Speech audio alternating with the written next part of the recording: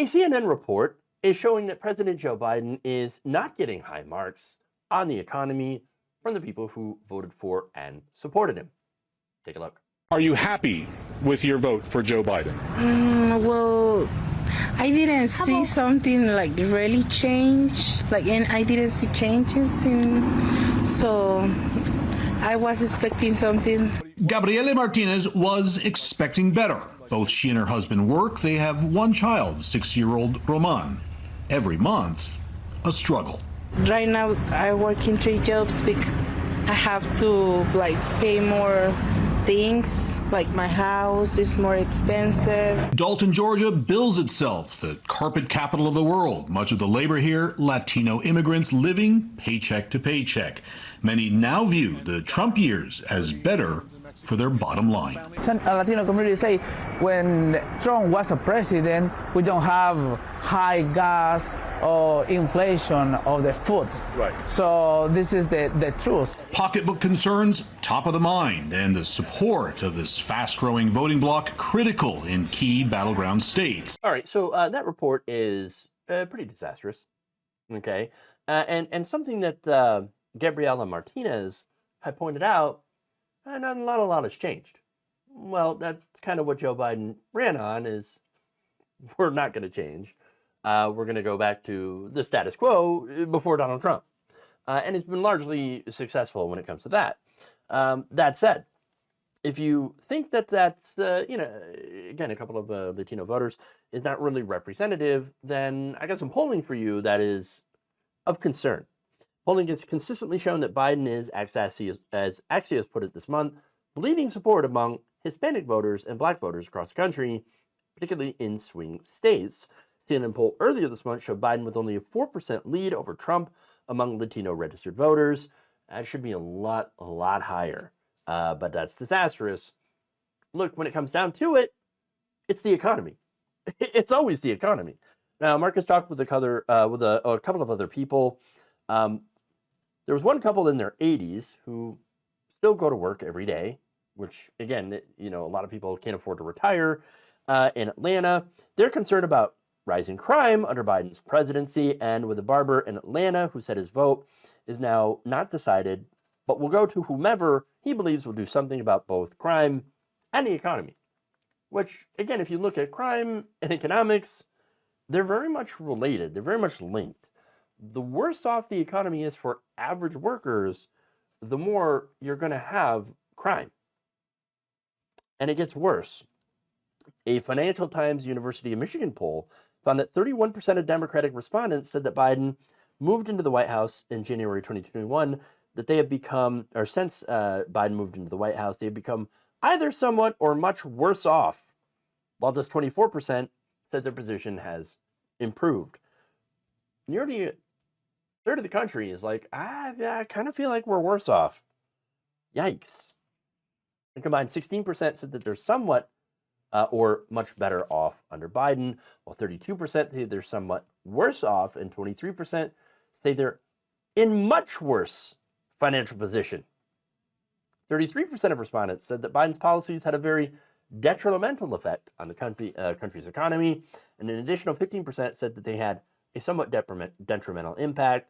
Combined, 26% said they had helped somewhat or a lot. The same poll found that inflation remains voters' biggest concern with the current economic climate. Every group, Democrats, Republicans, and Independents, lists rising prices as by far the biggest economic threat and the biggest source of financial stress. The University of Michigan's Ross School of Business, Eric Gordon told the Times. So, again, once again, it's the economy. It's the economy. And look, you can go and talk about how, voters' perceptions are generally driven by the news, and Fox News is very effective, blah, blah, blah. No. People understand what's in their wallets. And people understand that what's in their wallets is less than what they had before. Now, again, the reason that I'm talking about this, bringing up this is a very important issue. It's not because I think Republicans do a better job. No, Republicans do a worse job. Right-wing policies are disastrous for the economy. They're great for rich people. And if you're following the metrics like, we have more job creation, which is true under Biden, Oh, and we have greater stock market growth and gains under Joe Biden, which is also true. That's not a measure of if people are feeling like they're doing well in the economy. The stock market has no impact on average working people at all. In fact, when you have higher stock gains, a lot of that can be as a result of stock buybacks, which help shareholders and executives. That does not trickle down to average workers. In fact, that money does not get reinvested when it comes to the workers. And so, look, this is an issue, okay? Republicans, terrible for the economy. Democrats have not been shown to be very effective in making sure that average working people feel better economically. Even though I think progressives, left-wing economics is the way to go. It's just Biden hasn't done a lot of that, okay? Look, for an example, we've seen actually the end of a lot of these pandemic-era programs that were really good. For example, the child tax credit. That's gone. Okay, additional food aid. That's gone. Stimulus checks. That's gone. Those things were very popular. And of course, without those supports being in place, there's less people, there's less money for people. People have less money. As Matt Brunick notes, in a typical year, about 45% of people enjoyed less income than they did the year before. But in 2022, the share shot up roughly 60% as a result of both inflation and the fading out of pandemic-era transfer payments. Can you blame a lot of that on Republicans? Sure, yes, absolutely. But you can also blame it on Democrats, with the exception of a few for not fighting to keep those things in place. Now, the people who have been fighting for more of these programs to offset poverty is people like Rashida Tlaib, Cory Bush, Bernie Sanders, AOC, a few others. As far as the mainstream of the Democratic Party, though, no, they embraced the pandemic's over, we don't need this stuff anymore. And that has made people feel more precarious, less income, and of course you had inflation. And look, speaking of inflation, yes, that has hit people pretty hard. And a lot of it is due to companies artificially raising prices. It's greedflation, okay? You've had these companies admitting in these conference calls, these earnings calls that, yeah, we've just used inflation as a cover to then continue to raise our prices and price gouge people. You have not seen any federal agency investigate these companies for price gouging. You just haven't seen it. And another thing that you haven't seen is an increase in the minimum wage. And yet, again, all of this stuff is very, very important and not what you have seen Democrats push in messaging. And another thing that you haven't seen is, again, trying to put these programs into place that will benefit the American worker. What we've seen instead is billions of dollars go to Ukraine and Israel.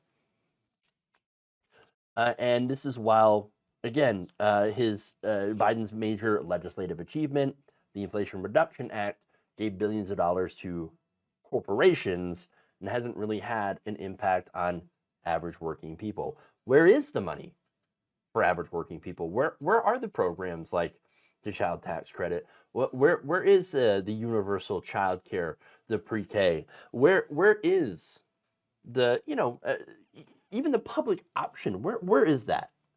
Well, a lot of it got stripped out by their own party.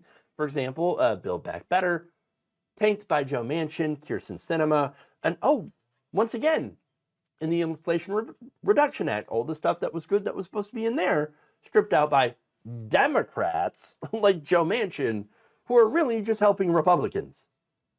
And Biden refuses to call out Manchin for what and who he is. So you can see why there's a lot of people that are not exactly thrilled with the Biden economy who supported Joe Biden over Trump. Now you can point out, yeah, but there's more jobs. Yeah, and what good is it when people have to have 3 of them just to survive? There's also more jobs because people either retired or died as a result of COVID. Not only that, but according to a recent Blueprint YouGov survey, only 7% of voters consider jobs to be their top priority. So you're going to crow about jobs and look how many jobs we've created and look how many jobs Trump lost. Trump lost because so many jobs because of a pandemic. And of course, the terrible botched response. And let's be honest about that. Donald Trump couldn't manage his way out of a paper bag. That's not so doing better than he did when it comes to jobs. Not exactly a stellar achievement. That said, right, where people really care about is, again, prices on things like goods and services and gas. Greedflation. And of course, you have interest rates, which under the Biden administration, Jerome Powell, Fed chair, continued to raise interest rates with the stated goal of making them higher to cool off the economy, which again just basically means increasing unemployment. The result of these interest rate increases have been credit card balances that jumped 15% last quarter from a year earlier, according to the Federal Reserve Bank of New York, and of course increasing balances because when you don't have real wage growth, you end up having, since we're a consumer-driven society, you end up having people that put more things on credit. And of course, because of these interest rates, credit card balances are much higher. They're the highest point they've been in 10 years. And with rates spiking by more than 5% since the Federal Reserve began their rate hikes. And of course, as a result, the credit card delinquency rate for American households has actually reached its highest point since the end of 2011. And let's not forget, homes, mortgages, hitting a two-decade high of 8%. That means Americans not buying homes. So you can see all of this stuff, and you can kind of understand, oh, this is why people are not buying Bidenomics.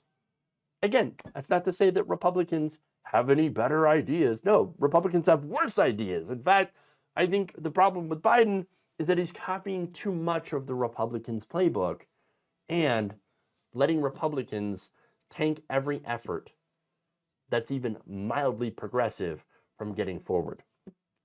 And look, this is more than just a Biden problem, obviously. I think it's more of a systemic problem. Money in politics, controlling members of Congress, Republicans, of course, doing obstruction, obviously.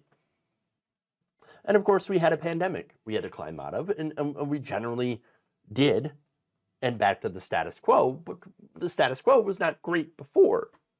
But at the end of the day, why it's impacting Joe Biden is because he's the face of the economy. Like it or not, the buck stops with him. He's either going to be praised or blamed, and you can see he's not exactly getting praised. So there are things that, obviously Biden can do, but there's a lot of things that he can't do without members of Congress, without Democrats taking a hard line, and we just don't have that ability to do so. And that's what makes this really both frustrating and of course, incredibly concerning. You've got to do more to help the working class.